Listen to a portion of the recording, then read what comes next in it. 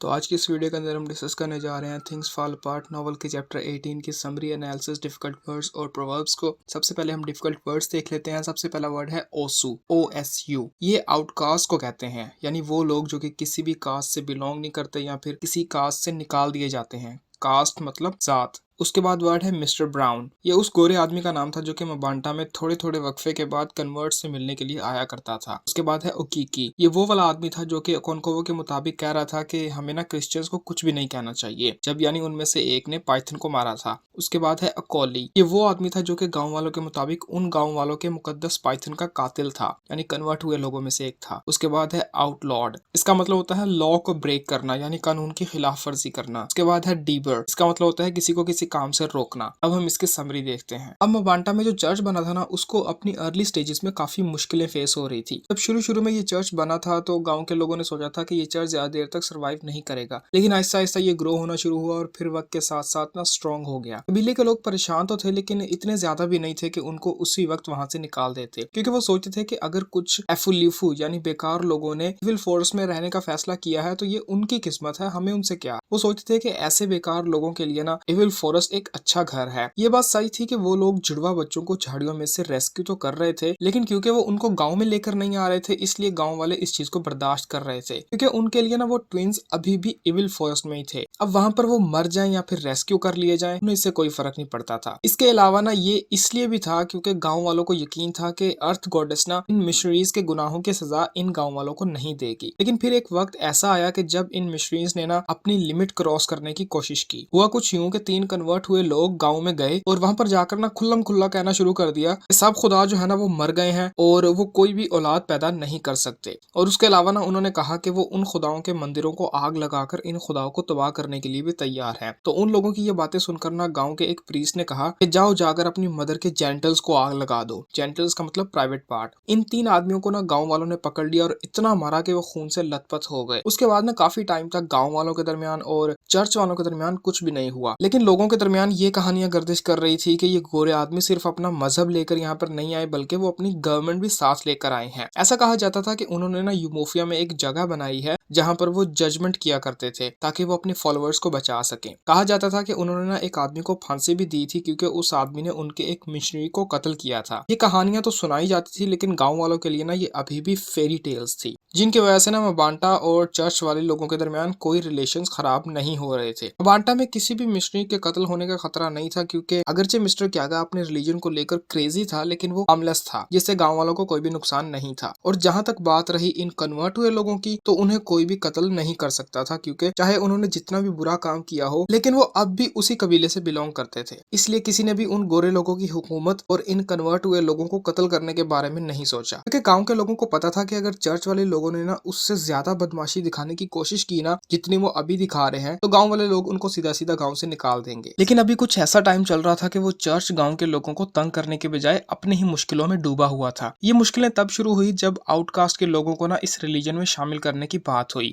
इन outcast लोगों को ना इग्बू लैंग्वेज में ओसू कहा जाता है। तो इन आउटकास्ट के लोगों ने ना जब देखा कि ये चर्च वाले लोग जो हैं वो जुड़वा बच्चों को झाड़ियों से भी निकाल रहे हैं और उसके अलावा और भी काफी ऐसी चीजों को एक्सेप्ट कर रहे हैं जिनको इनके गांव के लोग गलत समझते थे, तो उन्हें भी कुछ उम्मीद नजर आई कि शायद ये लोग हम आउटकास्ट को भी एक्सेप्ट कर लें। तो इसलिए ना एक संडे के दिन 2 आउटकास्ट चर्च में आते हैं। तो उनके चर्च में आते ही ना सब लोग हल्ला गुल्ला करने लग पड़ते हैं। लेकिन इस नए रिलीजन ने ना इन कन्वर्ट्स में इतना पेशेंस तो डाल दिया था कि वो उसी वक्त वहां से बाहर नहीं गए। वो लोग जो कि इन आउटकास्ट में से किसी को जानते थे ना, उन्होंने सिर्फ इतना किया कि अपने जानने वाले के लिए सीट से उठ गए या फिर साथ वाली सीट पर बैठ गए ताकि वो आउटकास्ट उसके ऊपर बैठ सके। और ये चीज ना एक मिरेकल की तरह थी। लेकिन ये चीज तब तक ही रही जब तक चर्च में सर्विस चल रही थी, और जैसे ही चर्च वालों ने अपना काम खत्म किया ना, तो उन्होंने इन आउटकास्ट के खिलाफ एहतजाज शुरू कर दिया, क्योंकि वो इनको चर्च से निकालना चाहते थे। लेकिन मिस्टर क्यागा ने उनको ऐसा करने से मना कर दिया और उनको समझाने की कोशिश की कि खुदा के सामने कोई भी गुलाम नहीं है और कोई भी आजाद नहीं है। हम सब भी खुदा के बच्चे हैं और हमें अपने इन भाइयों को एक्सेप्ट करना चाहिए। तो इन कन्वर्ट्स में से ना एक ने कहा कि मिस्टर क्यागा, आप बात को समझ नहीं रहे। और वो कहता है कि जब इन गांव वालों को पता चलेगा ना कि हमने इन ओसू को अपने दरमियान रहने दिया है, वो क्या कहेंगे, वो सब हम पर हंसेंगे। तो मिस्टर क्यागा उसके जवाब में कहता है कि अगर हंसते हैं ना तो हंसने दो, क़यामत के दिन खुदा इन लोगों पर हंसेगा। मिस्टर क्यागा ना यहाँ पर फिर से बाइबल की लाइनें बोल रहा है और वो कहता है कि पता नहीं लोग गुस्सा क्यों करते हैं और बेकार की चीजें इमेजिन क्यों करते हैं। जन्नत में रहने वाला खुदा ना इन सब लोगों पर हंसे फंसेगा। खुदा इन सब लोगों को नीचा दिखाने के लिए ना क़यामत के दिन इनके ऊपर हंसेगा। तो कन्वर्ट्स में से ना फिर से एक आदमी कहता है कि मिस्टर क्यागा, आप बात को नहीं समझ रहे। आप हमारे उस्ताद हैं और आप हमें इस रिलीजन के बारे में बातें बताते हैं, लेकिन ये बात ऐसी है कि जिसके बारे में ना आपसे ज्यादा हम जानते हैं। और फिर वो कन्वर्ट मिस्टर क्यागा को समझाता है कि ओसु किसे कहते हैं। वो बताता है कि ओसु एक ऐसा इंसान होता है जो कि किसी एक गॉड की इबादत करता है। वो एक टैबू की तरह होता है जिसको सबने अलग किया होता है और उसके बाद उसके बच्चे भी उसी की तरह के होते हैं। उसके अलावा ये ना किसी कास्ट वाले से या फिर किसी आजाद आदमी से शादी नहीं कर सकते। ये आउटकास्ट होते हैं जो कि गांव के एक खास इलाके में रहते हैं जो कि ग्रेट श्राइन के पास है। ये लोग जहां भी जाते हैं ना तो वहां पर ना ये अपने साथ अपनी आउटकास्ट होने का सबूत लेकर जाते हैं, जो कि इनके लंबे बांधे हुए और गंदे बाल हैं। इन लोगों के लिए ना रेजर एक टैबू है, यानी ये रेजर इस्तेमाल नहीं करते। ये लोग गाँव में आजाद लोगों की असेंबली अटेंड नहीं कर सकते और इसी तरह से गाँव के लोग बिना आउटकास्ट के घर में शेल्टर यानी पनाह नहीं ले सकते। ये गाँव के 4 टाइटल में से कोई भी टाइटल नहीं ले सकते। और जब ये आउटकास्ट वाला आदमी मरता है ना तो इसके घर वाले इसको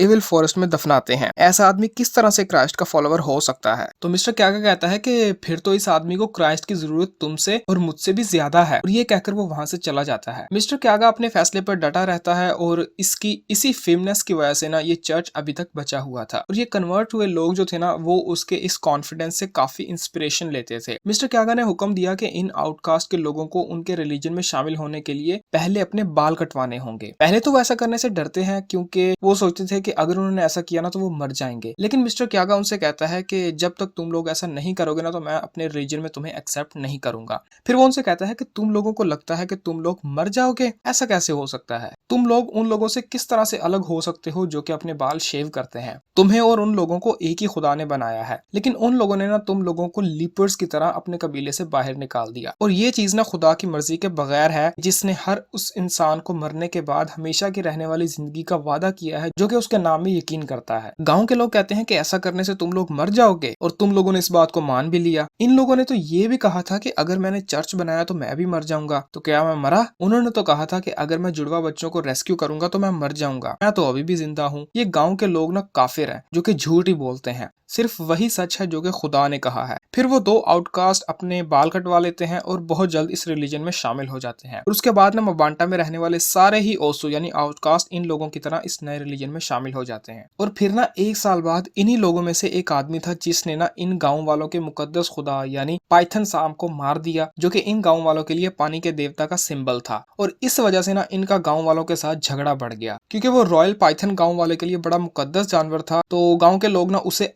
फादर कहते थे और उसे कहीं भी जाने की इजाजत थी। यहाँ तक कि लोगों के बेड्स में भी जाने की इजाजत थी। ये सांप चूहों को खाता था और कई बार मुर्गियों के अंडे भी खा लिया करता था। अगर कोई गांव वाला गलती से पाइथन को मार देता था ना तो वो कुफारे के तौर पर ना बहुत अच्छी अच्छी चीजों की कुर्बानी देता था और एक ऐसी महंगी सेरेमनी परफॉर्म करता था जो कि किसी बड़े आदमी के मरने पर परफॉर्म की जाती है। लेकिन अगर कोई आदमी जानबूझकर इस सांप को मारता था तो उसके लिए कोई भी सजा नहीं बताई गई थी, क्योंकि आज तक किसी ने भी ऐसा नहीं किया था। शुरू में तो गाँव के लोगों ने कहा कि शायद ऐसा हुआ ही नहीं है, क्योंकि उस आदमी को ऐसा करते हुए किसी ने भी नहीं देखा। ये बात सबसे पहले तो इन क्रिश्चियंस में ही फैली थी। लेकिन फिर गांव के बड़े लोग इस बात का फैसला करने के लिए इकट्ठे होते हैं। उनमें से बहुत से लोग काफी गुस्सा थे और वो जंग करना चाह रहे थे। तो ओकोंकवो, जो कि अब अपने मदरलैंड के मामलात में इन्वॉल्व हो रहा था ना, वो कहता है कि जब तक इन गलती करने वाले लोगों को गाँव से निकाल नहीं दिया जाता ना तब तक गाँव में सुकून नहीं आएगा। लेकिन वहां पर बहुत से लोग थे जो कि इस सारे मामले को दूसरी नजर से देखते थे और आखिरकार ना उनमें उसी चीज का फैसला हुआ जो कि उन्होंने आपस में मशवरा करके किया। उन लोगों में से ना एक ने कहा कि ये हमारा काम नहीं है कि हम अपने खुदाओं के लिए लड़ाई करें और हमें ऐसा करना भी नहीं चाहिए। अगर किसी आदमी ने अपनी झोपड़ी में पाइथन को मारा है तो हमें उससे कोई लेना देना नहीं है, क्योंकि ये मामला उसके और हमारे खुदा के दरमियान है। अगर हम खुदा और उसके मुजरिम के दरमियान आएंगे ना, वो सजा जो कि उस मुजरिम को मिलनी थी वो हमें भी मिल सकती है। जब कोई आदमी हमारे खुदाओं की बेअदबी भी करता है यानी ब्लास्फेमी करता है, तो हम लोग क्या करते हैं? क्या हम जाकर उसका मुंह बंद करते हैं? नहीं, बल्कि हम अपने कानों में उंगलियां दे देते हैं। और यही अक्लमंदों वाला फैसला होता है। तो वो कहता है कि हमें ना डरपोक लोगों की तरह बिहेव नहीं करना चाहिए। अगर कोई आदमी मेरी झोपड़ी में आता है और वो मेरे फर्श पर पी कर देना, मैं उसके साथ क्या करूंगा? क्या मैं अपनी आंखें बंद कर लूंगा? नहीं, बल्कि मैं एक छड़ी उठाऊंगा, उसका सर तोड़ दूंगा। और एक आदमी को ऐसा ही करना चाहिए। ये लोग रोज हमें पहले से ज्यादा गंदा कर रहे हैं और हकीकी कह रहा है कि हमें उस तरह से देखना चाहिए कि जैसे हमें कुछ नजर ही नहीं आ रहा। अब वो ना पूरी तरह से गुस्सा दिखाता है और कहता है कि इस कबीले में सब औरतें हैं। यही चीज इसके अपने गाँव यूमोफिया में हुई होती ना तो ऐसा कभी भी ना होता। तो एक और आदमी कहता है कि हाँ अकोन को वो सच कह रहा है, हमें कुछ ना कुछ करना चाहिए, हमें इन लोगों को गाँव से निकाल देना चाहिए, क्योंकि इसी तरह से ना हम उनके किए हुए गुनाहों के लिए जिम्मेदार नहीं होंगे। हर कोई आदमी वहाँ पर यही बोलता है और एंड में ये डिसाइड होता है कि इन क्रिश्चियंस को यहाँ से निकाल दिया जाएगा। फिर उस रात ना एक घंटी वाला आदमी